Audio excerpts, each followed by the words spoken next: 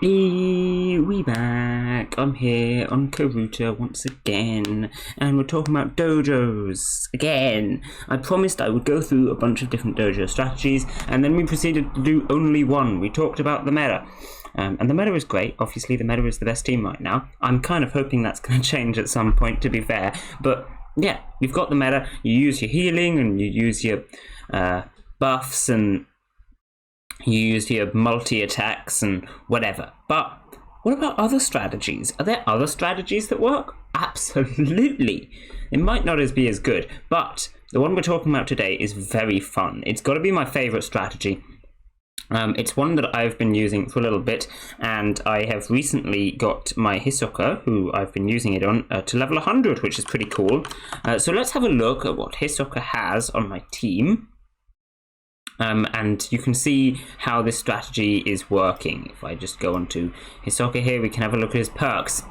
Splinter! Splinter to start off. Splinter is, in fact, the strategy. It is the Splinter strategy, and I love it. So, Splinter is pretty cool. What Splinter does, it is a 1 energy cost relapse. So you can use it as many times as you like. Enemy will acquire a pull Splinter. And pull Splinter will gain them 2 wither, forget, and instant. This means it doesn't take up an action for them, and they lose the card after they use it. But obviously gaining 2 wither is a negative. So using pull Splinter is negative.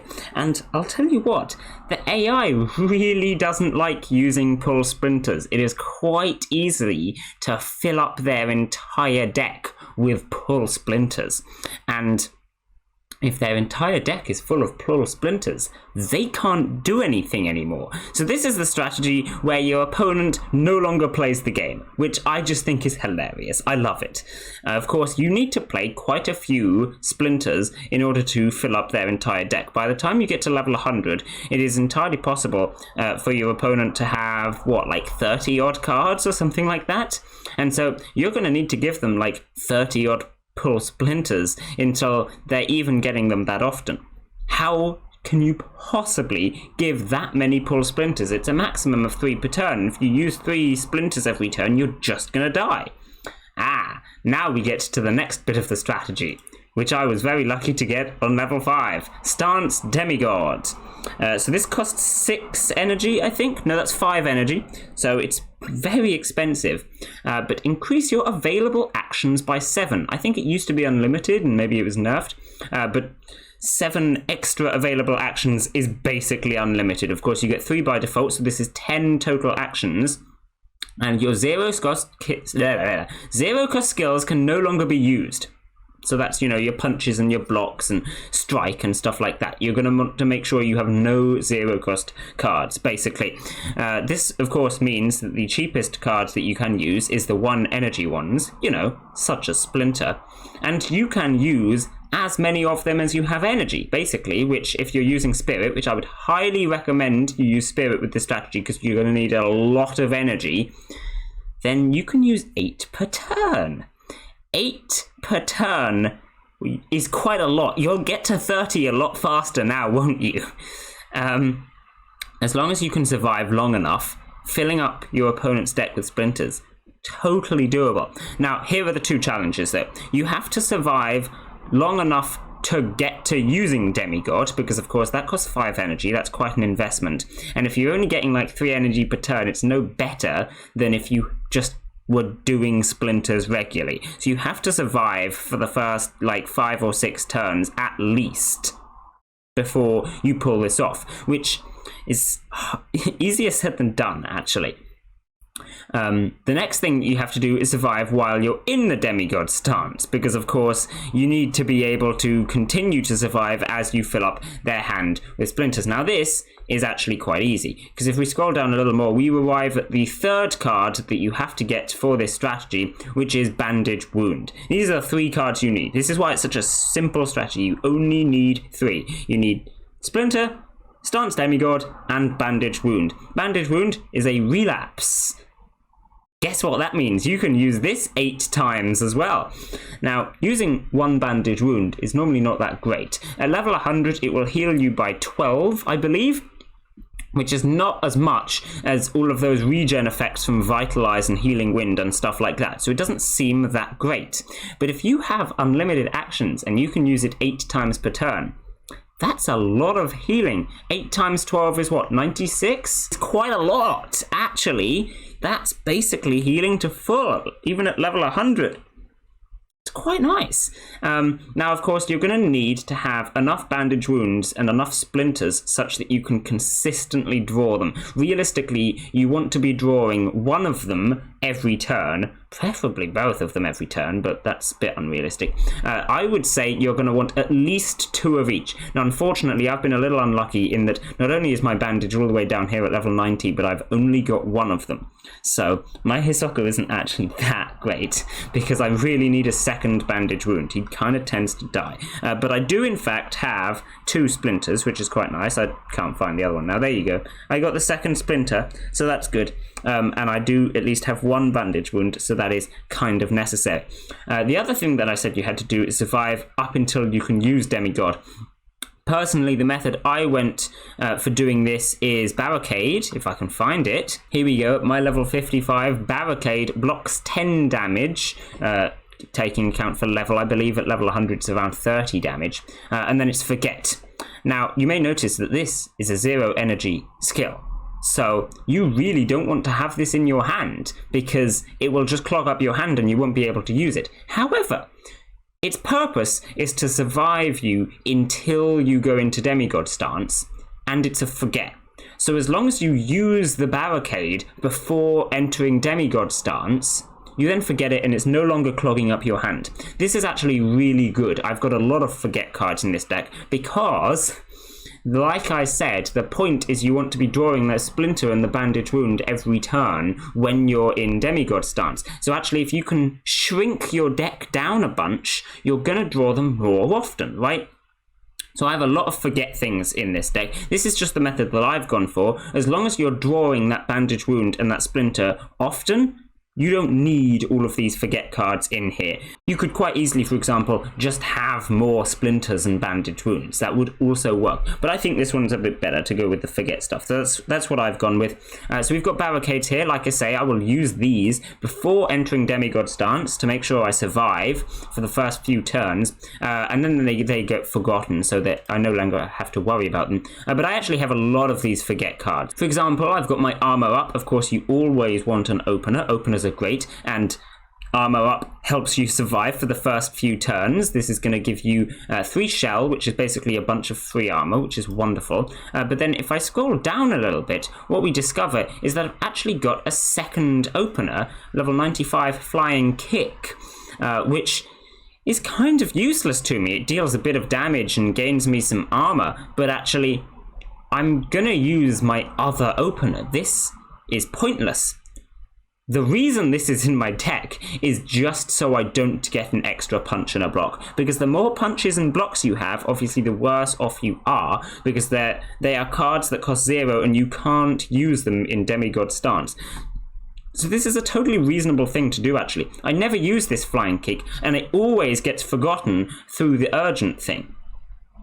But that's actually fine, because it means there's less cards in my deck. A Heavy Blow here, which obviously I'm not going to be using until a fair bit later on anyway, when I've got a lot of energy, but it is a Forget card, so once I've used that, it goes out of my deck. I've also got Crushing Blow, which the same applies. And then to synergize with these, I managed to get myself Fool's Luck as well. When you forget a skill, the 15% chance you heal a little bit. This is also just quite nice. I'm forgetting quite a lot of cards, and so I will sometimes just heal. This one I wouldn't say is necessary or even that good, but it's certainly nice and it synergizes well, so I'm quite happy with it. It also helps out to have a little bit of extra card draw to help you draw those bandages and those splinters as fast as possible. So besides just having a small deck, I've got myself a Sweep Kick, and then I've also actually taken Dark Arts, which I wouldn't say is that good a card. Draws 3 skills, costs 1, and then deals damage to yourself, which is really not that great. You don't want to be using that if at all possible. But it is relapse, so that's nice, and it is also instant, so that's nice. There is a card, I can't remember what it's called, but it also costs 1, or maybe it's even free, and it also draws 3 skills, and then it just doesn't damage yourself. It doesn't relapse, and it's not instant, but I would absolutely prefer that, really, because this damage is really bad, actually. But of course, 1, I didn't get it, and 2, if it just costs 0, you can't use it in Demigod stance, which is a bit of a problem. So, yeah. Dark Arts is something that I took, but I do generally avoid using this. This is just for emergencies where I really need a bandage quickly or something like that. It can solve that problem. Because if you think about it, with unlimited actions as well, dealing 5 damage to yourself is not so bad. If you then draw a bandage, use it 7 times or whatever, and then heal, well, a lot more than that. So it can work out, but... yeah, it's a bit of an odd one. Anyway, that's basically what I've got here. I've also got a lot of rather random stuff, wrestle, maul, things like that, just for some damage. Those really aren't necessary, but it's kind of nice, especially since I have like the crushing blow and stuff for the forgets. It means that I can put down a lot of damage later on. Of course, you're gonna want something for damage, because just stopping your enemy playing is not enough to win. You need to then kill them as well after that. And the downside of the AI not really using the splinters means that they're not actually going to take that much damage from the wither. They're just not going to do anything else either. They typically just skip their turn, or maybe use 1 pull splinter. So yeah, you are going to want something to damage them, but to be fair, that it really doesn't matter what those are. Wrestles are nice because they give the block, mauls are nice because they give the expose, but like at the end of the day, I would quite happily re-roll all of these into more crushing blows so I could forget them and draw splinter and bandage more often. Like, that would just be better for me. So yeah, it really doesn't matter. I believe I also, yeah, there we go. I've got a soul drain as well, which is quite nice for that extra heal. You have to be careful with the confuse, because of course if you confuse them, then when they use the pull splinter, it's giving you wither, which is not good. So do be careful if you're going to confuse them later on. You've already filled up their hand with pull splinters, and then you confuse them. They are probably just going to give you a punch of wither, which is not great.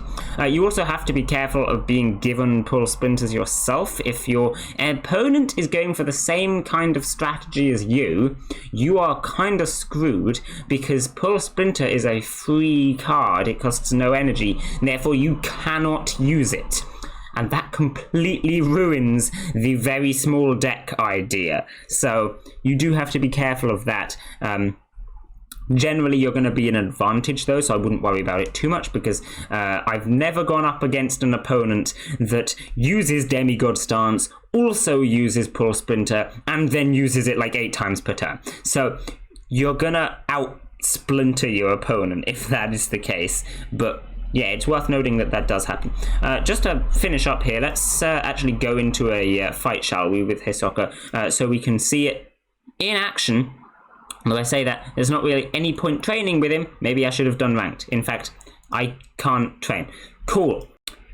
So it turned out my Hisoka actually had got himself injured, so I've healed him up, and we're now going to go into a fight here.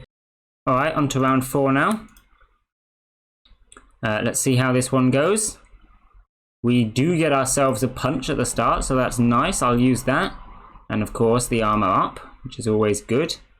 Help us survive at the start. We've drawn Demigod stance already. Just going to end my turn there. There is a trait here which allows you to, when you end your turn, your opponent also has to do that. And it would be pretty good with this, because I do end up ending my turn without doing anything quite often. At the start, you really want to be saving up energy so you can get as many splinters as possible later on. So it does tend to happen, and if my opponent had to end their turn as well, that would be fantastic. Here I'm going to use Barricade, despite the fact that there's nothing to block, just to get it out my hand, because I really don't want that to be around when I'm in Demigod stance. And we're starting to save up a fair bit of energy here, so if I do draw Demigod stance, I will use it. But of course, I need to get those barricades out my hand first, because I can't use them once I'm in Demigod stance. Unfortunately, I'm not drawing Demigod stance because they keep stifling me, which isn't great. But the advantage of Splinter and Demigod stance is that it's relapse, and so even if you get stifled, as long as you draw it, you can just use 8 of them, and it's fine. We can also fix this problem using dark arts, which is fantastic. But this person does seem to be stifling me a lot. Yuri. Doki Doki Literature Club. There we go. We finally drew the Demigod stance. I'll use a punch before I go into Demigod stance, because I can't use the punch when I'm in Demigod stance. And then we'll save the energy, because I don't think we're quite getting 8 per turn yet. I am now confused, which isn't great, but I'm going to risk it and use some bandages anyway, because I don't really care if Yuri heals up. We just need to stall a little bit longer.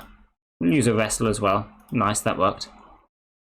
But yeah, we are now at full health, and we're in Demigod stance, so we're pretty much set. I just need to, there we go, draw Splinter. And now we just win, basically. I'm gonna just use as many Splinters as I can per turn. And the more I use, the less actions my opponent here is going to get. You'll start noticing them do less and less. And having more and more turns like this is what I said. They'll use one Splinter and then they'll just end their turn without using anything else.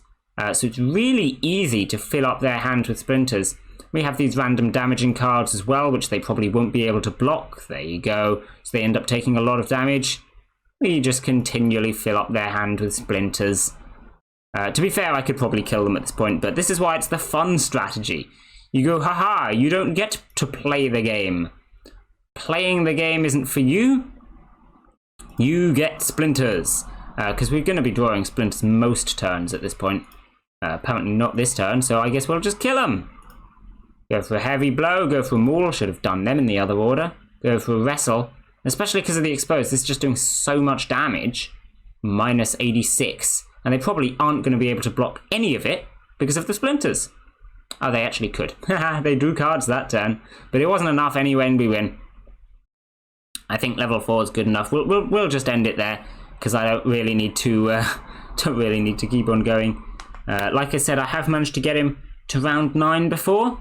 Round 9 is the highest that I've got, I believe, with Hisoka.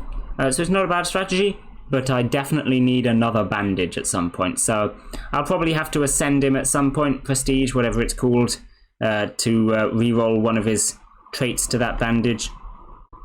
Don't know which one I'll reroll. Hopefully one of the earlier ones, because I need a bandage a bit earlier on. But I also could reroll the level 95 one because it is just that useless extra opener, which I'm never going to use, the flying kick. Alternately, I don't know, I could probably reroll more. That would probably be good. If I could get this to a bandage, that would be fantastic. Because then I'd have an early bandage as well. But anyway, that's pretty much how the strategy works. I probably talked about it for too long, but hopefully you enjoyed seeing the dumb strategy. You can give it out a try yourself. It is good, and I'm sure we can do some more videos and other strategies at some point. To be fair, they are the main 2 strategies that I go for. It's either the meta or this. But I'll come up with some more and we can make some more videos at some point. It'll be all good fun. But for now, I will leave this one here. Bye!